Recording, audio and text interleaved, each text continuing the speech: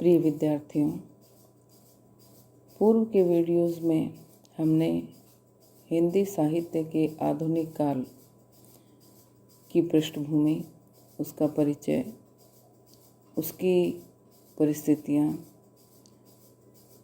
और उसके परिचय के बारे में विस्तृत अध्ययन किया। अगले कुछ वीडियोज़ में हमने आधुनिक काल के विभिन्न सोपान जैसे भारतेंदु युग, द्विवेदी युग आदि, उनकी विभिन्न प्रवृत्तियों, उनकी विशेषताओं के बारे में विस्तार से चर्चा की। आज हम आधुनिक काल के तृतीय उत्थान छायावाद युग की विस्तार से चर्चा करने जा रहे हैं। मैं आपको बताना चाहूँगी कि हिंदी साहित्य के इतिहास में आधुनिक काल का तृतीय उत्थान छायावाद युग के नाम से जाना जाता है। द्विवेदी युग की साहित्यिक प्रवृत्तियों का रूप रंग परिवर्तित हुआ और उसके बाद जिन प्रमुख प्रवृत्तियों को प्राधान्य मिला वे छायावाद युग की थी। इन प्रमुख प्रवृत्तियों के विकास का संक्षिप्त अध्ययन हम आधुनिक काल की परिस्थितियों में कर चुके हैं, परंतु हम ये देखते हैं कि द्विवेदी युग की इतिवृत्तात्मक एवं स्थूल दृष्टि और साहित्यिक मान धीरे धीरे रूढ़िग्रस्त हो गए थे और नवीन सूक्ष्म सौंदर्यशालिनी दृष्टि का विकास हुआ। यानी द्विवेदी युग का यथार्थवाद से लोग धीरे धीरे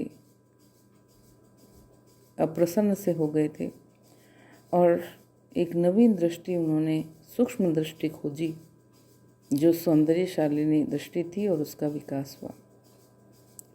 इसी विशेषता को मुख्य रूप से सामने रखकर कुछ आलोचकों ने छायावाद की परिभाषा का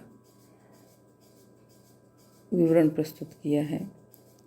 छायावाद के प्रादुर्भाव में द्विवेदी युग का जितना योग प्रतीत होता है उससे कहीं अधिक साहित्य की अखंड धारा का विकास है।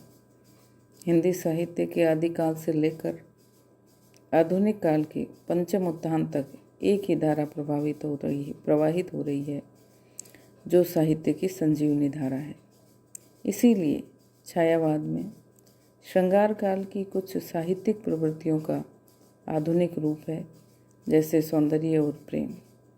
या तो सौंदर्य साहित्य के मूल में सदैव से ही रहा है, क्योंकि सौंदर्य निरीक्षण से मनुष्य के हृदय को उस परम प्रेममय का रूप उद्भासित होता है। इसलिए हम ये कह सकते हैं कि सौंदर्यवादी प्रवृत्ति मनुष्य की चेतना की उठान है, जिसमें वह परम सत्य को सर्वश्रेष्ठ रूप में देखना चाहता है। यही सौंदर्यवादी दृष्टि छायावादी साहित्य में प्रधान और अत्यंत सूक्ष्म रूप में प्रकट हुई। इसलिए महाकवि जयशंकर प्रसाद ने छायावाद को सौंदर्यवाद का पर्याय माना है। अब हम देखेंगे कि छायावाद में सौंदर्य बोध में या छायावादी सौंदर्य बोध में दार्शनिक दृष्टिकोण क्या था, यानी इसमें यथार्थवाद के स्थान पर दर्शन का स्वरूप किस रूप में आ गया था। सौंदर्य बोध में एक दार्शनिक दृष्टिकोण भी रहता है। यह जानना कवि का काम है कि वह कौन सी दार्शनिक दृष्टि है जिससे किसी युग में सौंदर्य बोध जागा करता है। जैसे प्रगतिवादी युग को लें तो उसमें सौंदर्य बोध का दार्शनिक दृष्टिकोण सामाजिक यथार्थवाद है। इसी प्रकार छायावाद के प्रवर्तक कवि जयशंकर प्रसाद के साहित्य में इस प्रवृत्ति का आविर्भाव आनंदवाद की भूमिका पर हुआ। हिंदी साहित्य के क्षेत्र में द्विवेदी युग के बाद जो सौंदर्य बोध हुआ उसके मूल में दो प्रकार हैं, एक तो भारतीय और एक पाश्चात्य। पाश्चात्य दृष्टिकोण रोमांटिसिज्म के आधार पर निर्मित हुआ और भारतीय आनंदवाद के आधार पर। हिंदी साहित्य के क्षेत्र में भारतीय सौंदर्य की वह शाश्वत प्रवृत्ति है छायावाद, जो 20वीं शताब्दी में प्रकट हुई। छायावाद की परिभाषा देते हुए हम विभिन्न कवियों की परिभाषाओं को उद्धृत करेंगे। छायावाद की आलोचकों ने अनेक परिभाषाएं दी हैं, किंतु स्थूल रूप से इन आलोचकों को दो श्रेणी में विभक्त कर सकते हैं। एक आलोचक वे जो स्वयं छायावादी कवि थे और अपना दृष्टिकोण प्रस्तुत करने में उन्होंने छायावाद की व्याख्या की।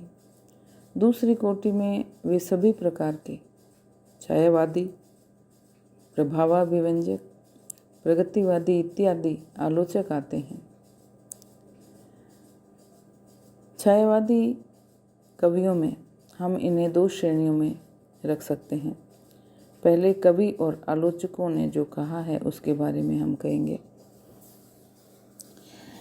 कविता के क्षेत्र में प्रसाद जी छायावाद की परिभाषा जिस रूप में अभिव्यक्त करते हैं वो इस प्रकार से है कि कविता के क्षेत्र में पौराणिक युग की किसी घटना अथवा देश विदेश की सुंदरी के बाह्य वर्णन से भिन्न जब वेदना के आधार पर स्वानुभूतिमयी अभिव्यक्ति होने लगी, तब हिंदी में उसे छायावाद के नाम से अभिहित किया गया।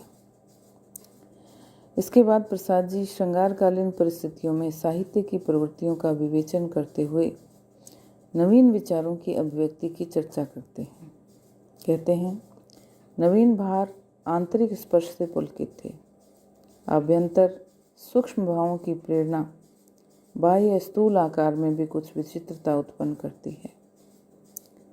सूक्ष्म भीतरी भावों के व्यवहार में प्रचलित पद योजना असफल रही। उसके लिए नवीन शैली, नया वाक्य विन्यास आवश्यक था।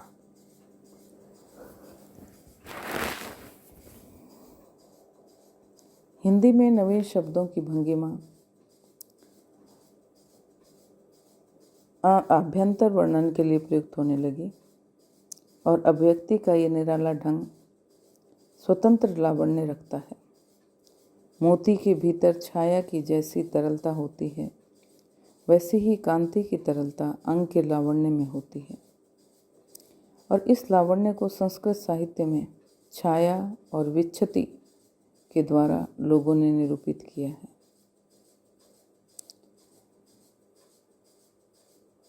इस दुर्लभ छाया का काव्योत्कर्ष इस काल में हुआ। ऐसे ही प्रसाद जी ने छायावाद सौंदर्य की जो शाश्वत विवृत्ति है, इस विवृत्ति के उन्होंने 3 तत्व माने हैं। एक, विचारों के मूल में कोई विशिष्ट दार्शनिक सिद्धांत, दूसरा कल्पना प्रवणता और तीसरा प्राचीन प्रतीकों का पुनर्जागरण एवं निर्माण। इन 3 विशेषताओं के अतिरिक्त छायावाद की 4 और विशेषताएं हैं। छायावाद में स्वानुभूति की अभिव्यक्ति रहती है। छायावाद में प्रकृति सुंदरी का स्वतंत्र और सजीव चित्रण मिलता है। छायावाद की शैली में ध्वन्यात्मकता, लाक्षणिकता और उपचार वक्रता है। छायावाद में युगानुरूप वेदना की प्रवृत्ति पाई जाती है।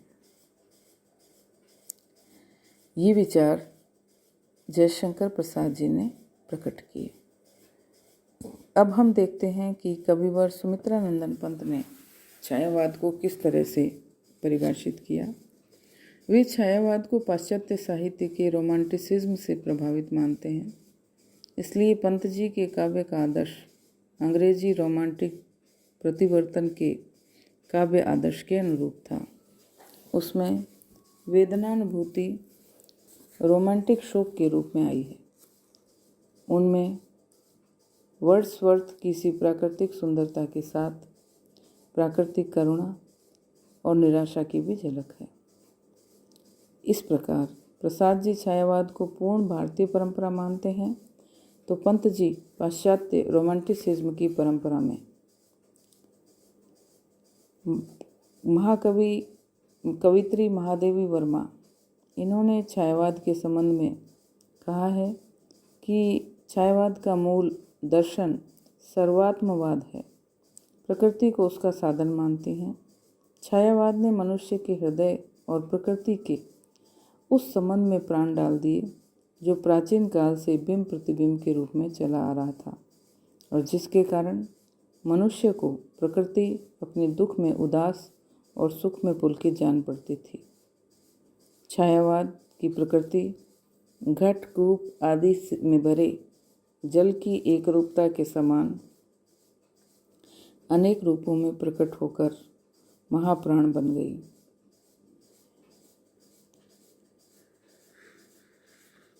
मनुष्य को बाह्य सौंदर्य की ओर से हटाकर उसे प्रकृति के साथ अपने अविच्छिन्न संबंध की स्मृति दिलाने का श्रेय भी छायावाद को ही जाता है।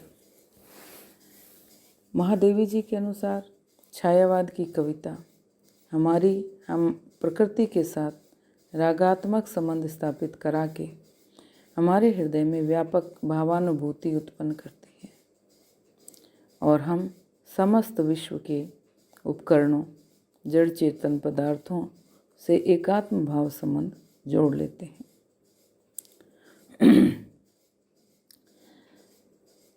छायावाद में अनेक रूपता होने के कारण एक मधुरतम व्यक्तित्व का आरोप कर उसके निकट आत्मनिवेदन कर देना इस काव्य का दूसरा सोपान रहा, जिसे रहस्यवाद रूप के कारण ही रहस्यवाद नाम दिया गया और रहस्यवाद नाम के अर्थ में छायावाद के समान नवीन न होने पर भी प्रयोग के अर्थ में विशेष प्राचीन नहीं रहा।